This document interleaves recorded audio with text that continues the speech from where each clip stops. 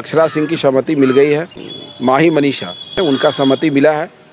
माही मनीषा और अक्षरा सिंह का एक बहुत बड़ा अब तक का सबसे बड़ा स्टेज शो प्रोग्राम जो है मोतिहारी जिला में होने जा रहा है, पूर्वी चंपारण में, जो पूरे बिहार में 2 नंबर आता है सबसे बड़े जिलों में।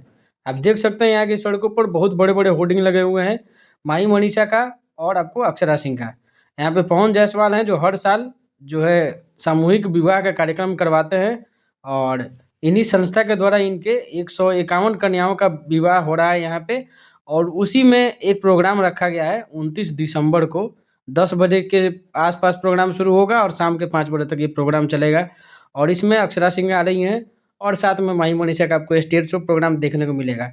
यहाँ के ढाका के विधायक जो हैं, माननीय विधायक पवन जायसवाल के द्वारा हर साल इस तरह का प्रोग्राम करवाया जाता है और इस साल भी है जो ढाका में ये प्रोग्राम होना है घोड़ासहन में, जो बहुत बड़ा स्टेज शो है और हम लोग के घर से काफ़ी नज़दीक है। तो सारे के सारे वीडियोज़ और जितने भी उसके प्रोग्राम के प्रोसेस जितना वीडियो आएगा सारा का सारा इस चैनल पर देखने को मिलेगा। तो चैनल को सब्सक्राइब कर लीजिए।